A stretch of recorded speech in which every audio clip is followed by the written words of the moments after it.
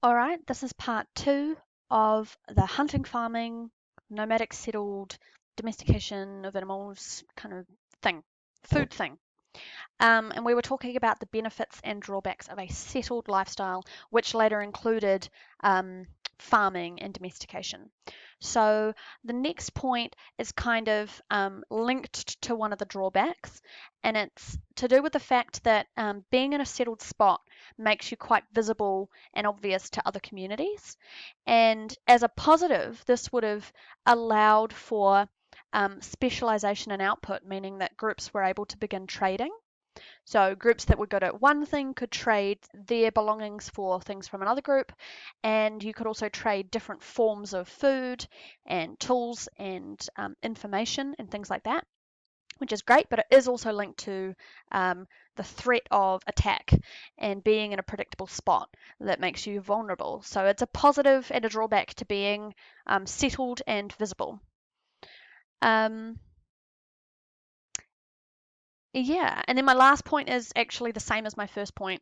So I've kind of accidentally done it twice, but yeah, agrarian surplus is what we call the extra food you can make when you shift to agriculture, agrarian surplus, and that's in the notes below this slide as well. And that was just to do with the fact that if you have more than enough food for each person provided by farming, then you have a class of people that don't need to farm. And this was required before there could really be any development in art or spirituality or leadership or any of those roles. You had to release the pressure on a certain class of people from farming or from gathering food to allow for those developments to occur. And that's what happened. And this was actually the first opportunity for some negatives to arise as well, like hierarchy and unequal or unfair divisions of resources or power or things like that. So, yeah, it's interesting how human culture accidentally provided a gateway for positive and negative intellectual ideas. So, some more drawbacks about the settled lifestyle include that there was significant extinction of lots of species from overexploitation. So, particularly when we moved into being settled in those gardens of Eden that were really luscious and provided us with lots of stuff that we could stay around for, we, yeah, created radical changes in the planet's environments. So, yeah, heaps of overexploitation of megafauna and heaps of extinction. But also, when we moved into creating more obvious changes in the environment, like irrigation or controlled flooding, deforestation, terracing, damming, all of those things that came with being settled and setting up our environment for our community, yeah, those had massive uh, implications for the environment.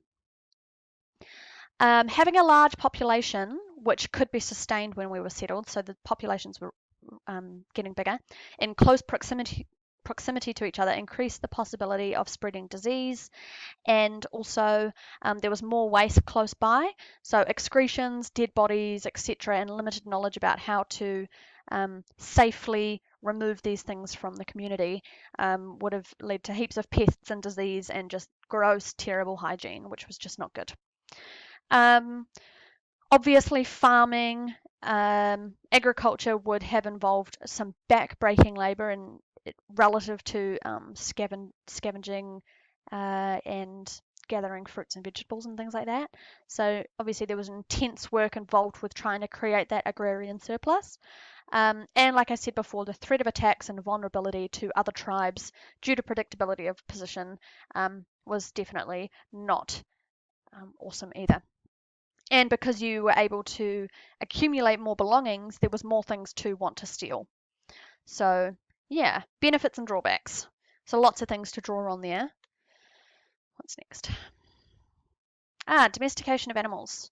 Um, why don't I have something here? Oh, yeah, I just wanted you to think on this slide about all of the different ways that we domesticated, well, plants and animals, and for lots of different reasons. They provided so many useful what jobs, a reliable source of resources like food, wool, milk, eggs, all of those things that we can get from animals and plants that we domesticate. They also reduced the workload, so we were able to start using animals to plow fields and to carry things, move things around. So mules, stuff like that, provided safety. So we started accidentally domesticating wolves into dogs, and that's actually a really interesting story if you look into that. The idea that we were throwing out food and carcasses and things around the community that we were settled in, and the most unnerved wolves were the ones that were coming close enough to the community to scavenge our leftovers, and those ones would keep coming back, and they had an adaptive advantage in being slightly more tame and relaxed, and they were getting the advantage of more food, and so they were breeding more and they were passing on the genes for being tame and domesticatable in a way. It was all accidental, but eventually wolves around human settlements domesticated themselves in a way to become companions of man. So they provided safety eventually and also companionship. And this was all a result of being able to settle and then subsequently domesticate plants and animals. So, thinking big, what would some of the carry-on effects of farming and domestication include? So pause there. There's some options, some examples of what I'm looking at, and come back in a sec. So here are some of the obvious kind of carry-on effects: that there would have been greater survivability due to the dependable food source of being settled, that trade between neighbouring settlements allowed for really exponential growth of intelligence and information as well. What else have I got? Yeah, we've covered a few of these already, but they are kind of bigger picture ideas. So more disease as populations became more dense. So like I said, as hunter-gatherers, the world could only support about a maximum of 8 million humans. But when we moved into a settled lifestyle and were able to use less land to provide food for more people, human population boomed, became way more dense, lots of animals around being domesticated and used in farming, just heaps of opportunity for disease. But yeah, the trade and that agrarian surplus that provided classes with the ability to not farm allowed for more free time, that led to technological advances. So really exponential development in information again. Again, the population density and settled, predictable space would have attracted pests, especially with waste sitting around in the community. And like we said before, having that class divide between farm and not farm, due to the surplus of food, would have introduced new concepts to society, such as wealth and ownership and leadership and inequality and things like that. But we still do rely on the environment quite heavily, and now, as everyone relies on farming, we need to make sure that farming is successful, and it isn't always depending on weather and crop growth and things like that. So yeah, what else have I got? Oh, two videos here, both a crash course, and both are really, really interesting. This second one I would suggest watching first. It doesn't actually matter. They're kind of slightly different. And you don't have to watch the whole one of this. This is to do with migrations. It talks about farming and then goes on to intensification that is more recent in human history that you don't really need to know about. And this is the agricultural revolution, so the idea of the introduction of farming in a settled lifestyle.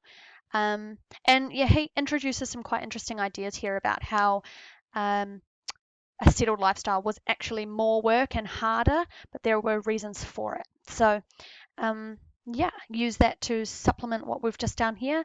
And then last but not least, here's a link to a site I just found, and it just had like extensive information about human history and evolution. So I'd suggest having a look at that. I got some of the information that I was reading today from there. And there's other pages that aren't linked that you can find through this link that promise to provide heaps of information there. So do that. I'm going to give you a good few days for this information because there's a lot of it, and I want you to go out there and look at other things like do the SciPad, EdPerfect, do your own research, whatever it is, to get your head around a nomadic versus settled lifestyle and how that led to a shift in acquiring food from hunter and scavenger gathering to agriculture and domestication of other animals and plants.